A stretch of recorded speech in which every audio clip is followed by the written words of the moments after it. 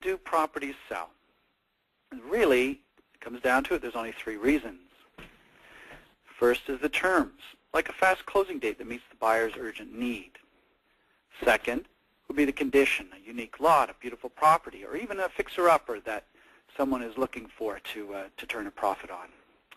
But thirdly, and most importantly, the price.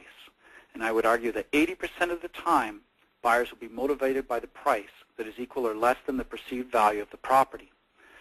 They'll choose from the available inventory based on value versus price. Now, you may be able to agree that no amount of pushing a listing through ads, open houses, or any other marketing will work if the price does not reflect the value in the current market.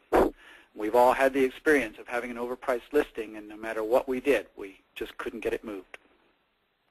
I'd like to suggest 8 things you might do to ensure that you establish and maintain correct pricing for all your listings. And notice I said establish. Remember, prevention is the best cure.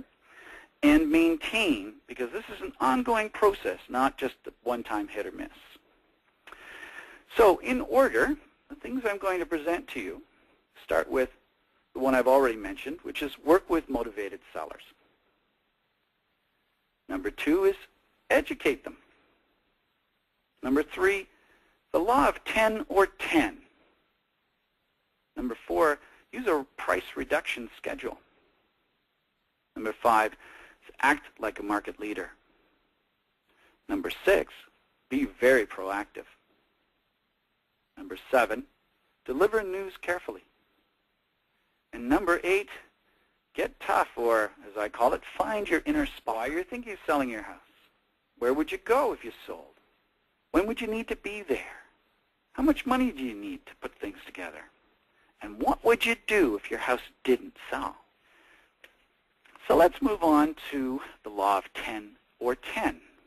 Emphasis on the or.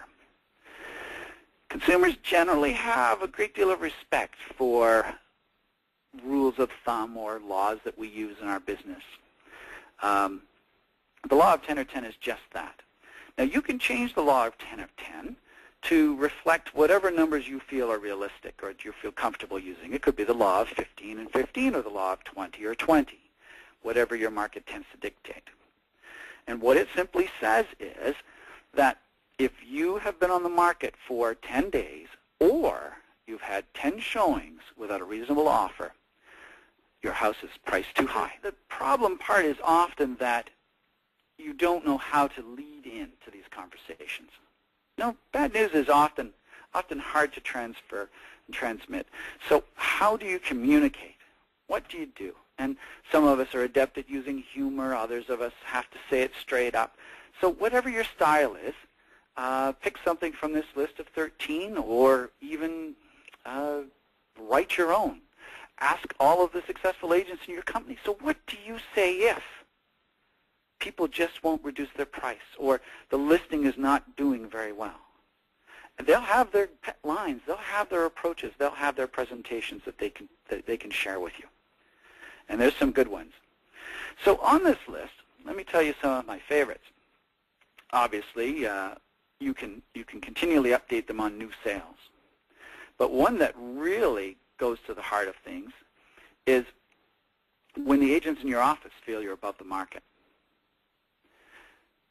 or the responses from other agents have not been positive. And of course, we spend a lot of time trying to gather feedback from our fellow agents for just that purpose. And then because the news isn't good, we often don't pass this along.